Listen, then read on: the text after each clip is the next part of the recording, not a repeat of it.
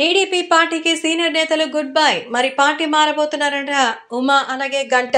మరి తెలుగుదేశం పార్టీకి సంబంధించిన సీనియర్ నాయకులు ఇప్పుడు తెలుగుదేశం పార్టీ తమ అభ్యర్థుల్ని ప్రకటించడంతో హర్ట్ అయినట్టుగా అయితే తెలుస్తోంది. ప్రస్తుతం చంద్రబాబుకి సంబంధించిన విషయంలో వాళ్ళు చాలా సీరియస్గా ఉన్నారట. అందుకే పార్టీ మారబోతున్నారని తెలుస్తోంది. ప్రస్తుతం ఈ విషయం తెలుసుకొని ఎంతగానో అందరూ షాక్ అవుతున్నారు. అలాగే అభిమానులు సైతం నమ్మలేకపోతున్నారు.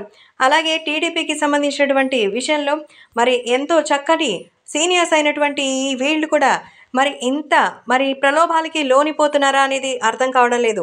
కాబట్టి ప్రస్తుతం ఈ విషయం తెలుసుకొని టీడీపీ సీనియర్లు పార్టీ మారబోతున్నారంటూ తాజా అభ్యర్థులకు సంబంధించిన ఈ లెటర్స్ని చూసి అందరూ కూడా దీనికి సంబంధించిన విషయం తెలుసుకొని షాక్ అవుతున్నట్టుగా సమాచారం. ఇప్పటికే టీడీపీకి సంబంధించి అనౌన్స్ చేసిన ఈ లిస్ట్ని చూసి సిట్టింగ్లకి సంబంధించినటువంటి విషయంలో జాబితాలో లేని సిట్టింగ్లు సీనియర్స్ వీళ్ళందరూ కూడా ఎక్కడికి వెళ్ళిపోయారు? అసలు చంద్రబాబు నాయుడు లెక్కేంటి? వీటి విషయంలో హర్ట్ అయినటువంటి సీనియర్స్ పార్టీ మారబోతున్నారనేది కీలకంగా సమాచారం అయితే వస్తోంది. ఈ నేపథ్యంలో టీడీపీ జనసేన విడుదల చేసినటువంటి ఉమ్మడి జాబితాలో పవన్ కళ్యాణ్కి అలాగే ఇంకా తెలుగుదేశం పార్టీకి సంబంధించి నిరసన సెగలైతే వస్తోంది. సీట్ల ప్రకటన తర్వాత టీడీపీ నేతల్లో అసంతృప్తి మొదలైపోయింది. అన్నమయ్య జిల్లా రాయచోటి టికెట్ రాకపోవడంతో రమేష్ రెడ్డి అసంతృప్తి వ్యక్తం చేశారు. అనాలోచితమైన నిర్ణయమని ఆరోపించారు.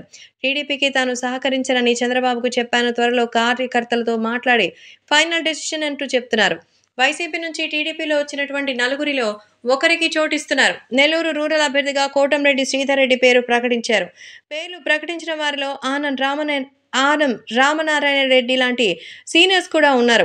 అయితే టీడీపీ తొలి జాబితాలో కనిపించినటువంటి సీనియర్గా ఉన్నటువంటి దెందులూరు నుంచి చింతమనేని ప్రభాకర్కి, అలాగే సోమిరెడ్డి చంద్రమోహన్కి, పార్థసారథికి, అలాగే ఆలపాటి రాజాకి, ఇక బుద్ధా వెంకన్నకి కూడా మొండి చెయ్యే రక్తాభిషేకం చేశాడు పాపం ఆయన.